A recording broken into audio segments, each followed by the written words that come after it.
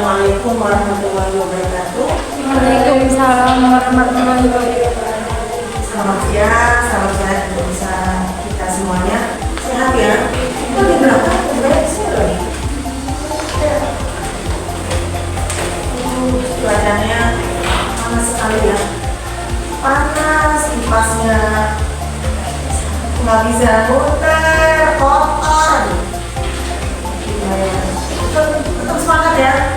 Aduh. Ya, biar gak ngantuk nanti kita santai, diskusi, presentasi dulu, baru kita diskusinya. Hari ini kita akan diskusi tentang perencanaan strategis di bidang SDM, sektor pemerintahan, melalui analisis lingkungan, eksternal dan internal. Ini ada undang-undangnya ya Pak, Undang-Undang ASN tahun 2023 yang terbaru belum ada ya?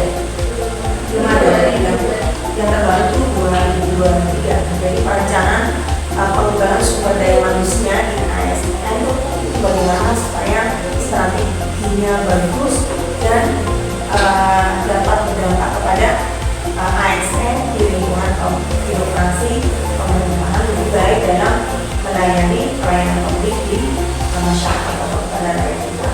Oke, pada yang jelas kita silakan.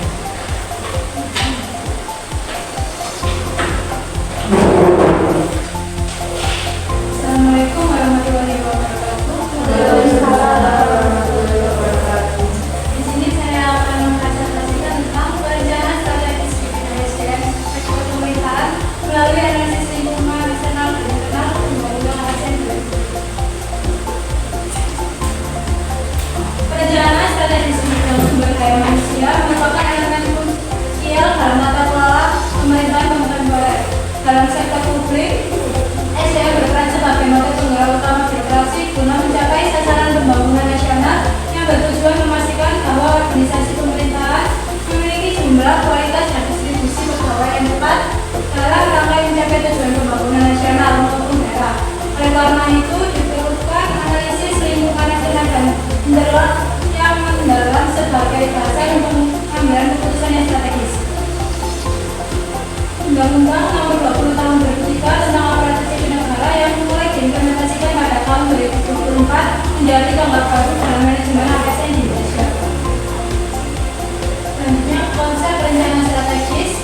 Konsep perencanaan strategis SDM di sektor pemerintahan adalah proses sistematis untuk menyelaraskan kebutuhan tenaga kerja pemerintahan dengan visi misi dan tujuan strategis, jangka panjang instansi serta dengan kondisi eksternal seperti perubahan dan perkembangan masyarakat. Proses ini mencakup analisis kebutuhan dan ketersediaan SDM, penyusunan strategi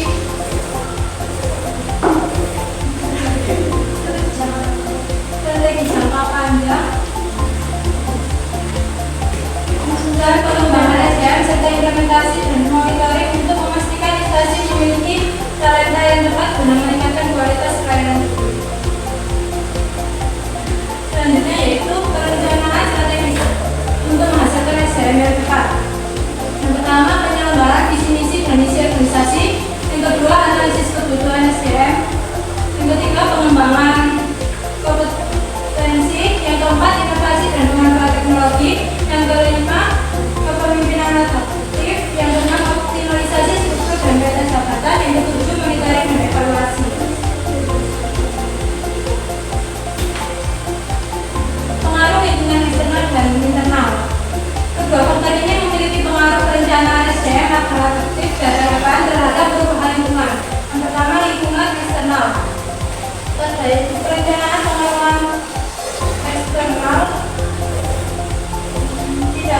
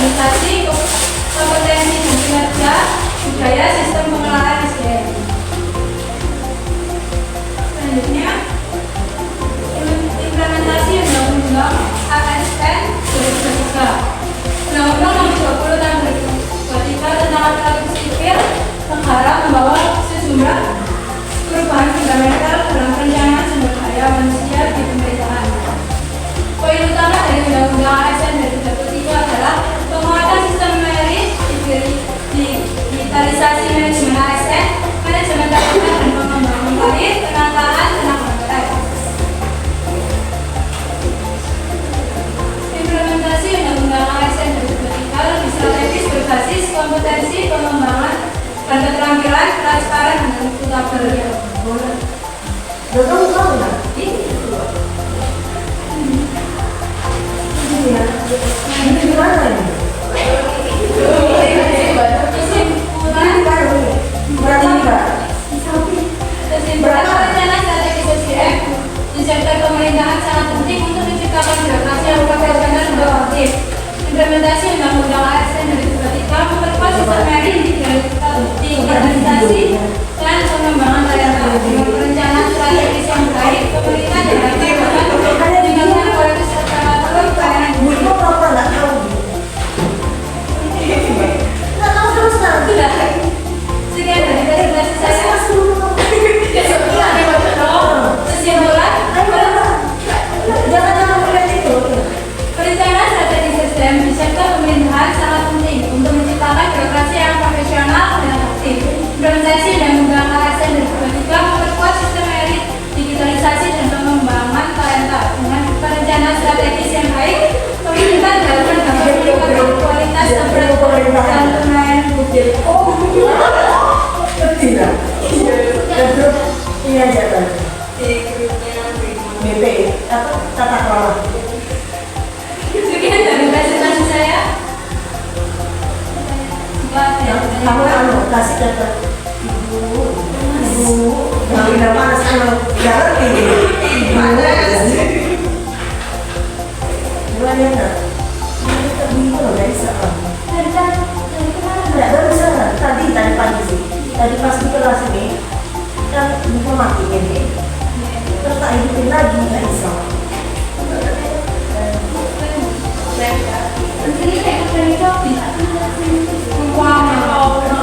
Ayo cekan. Sini dicari cari.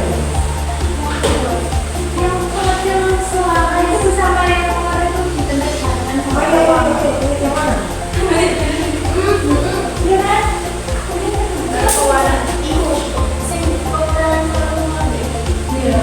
Yang tahu punya abang tadi.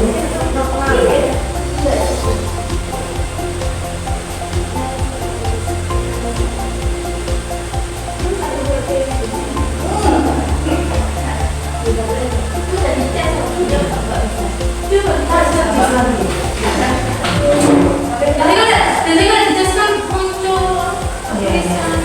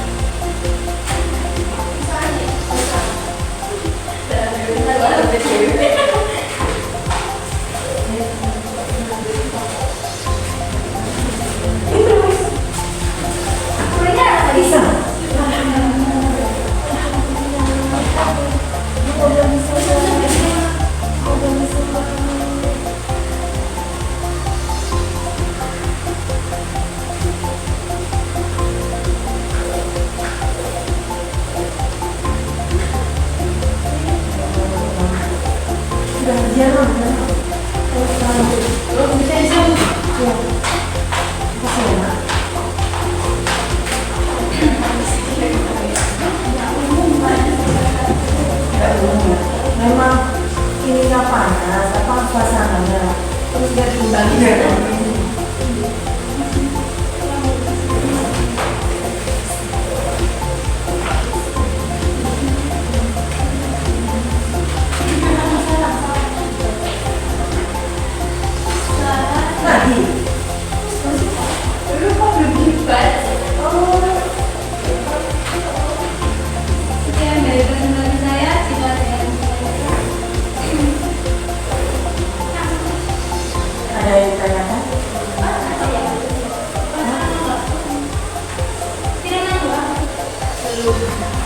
Mungkin dia di presentasi yang dia kan dua presentasi. Ya kan udah ditutup sih. Apa lagi dia? Mungkin Langsung. Ada Ada nanti pertanyaannya langsung ya. Iya. Tapi ini ya, tanya mau ini kan? Ya harus apa? Tapi ingat-ingat. Apa bisa menjelaskan ini? Iya. Aku dulu. Oke.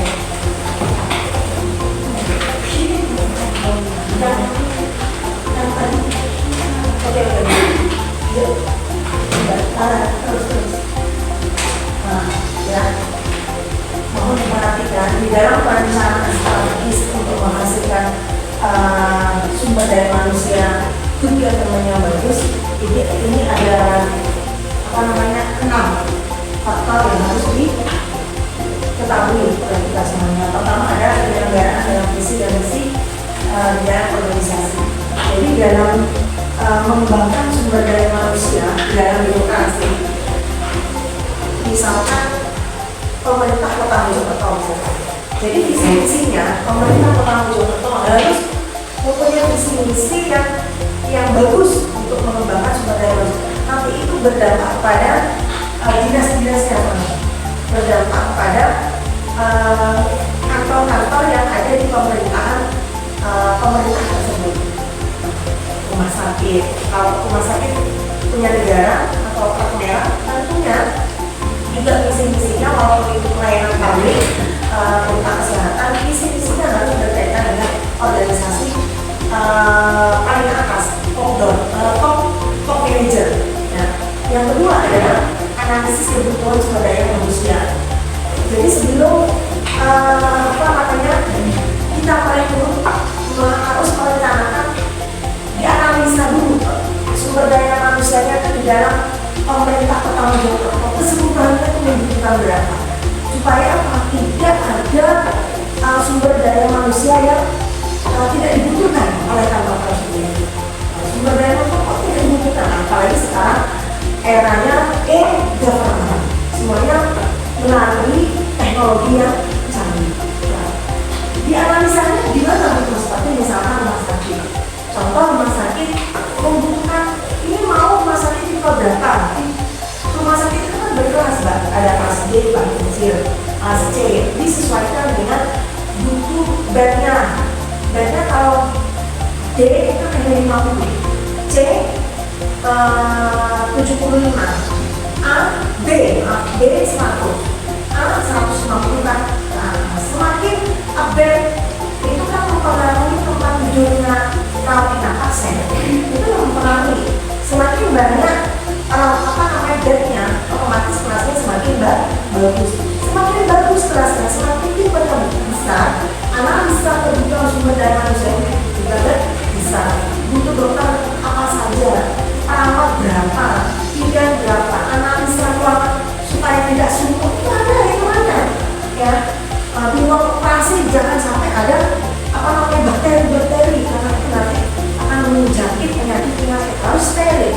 Nah, itu butuh berapa analisa kebutuhan sumber daya manusia ini tidak paling mahal. Memang kantor itu ada perkantoran rumah sakit kesehatan, dan juga paling memberikan modal besar itu rumah sakit, dan memberikan modal keuntungan juga paling besar. Jangan sampai tidak dianalisa, karena nanti kalau tidak dianalisa dengan tepat, dengan bagus, hanya banyak sumber daya manusia ASN itu yang nganggur tadi itu tidak sesuai dengan job description-nya.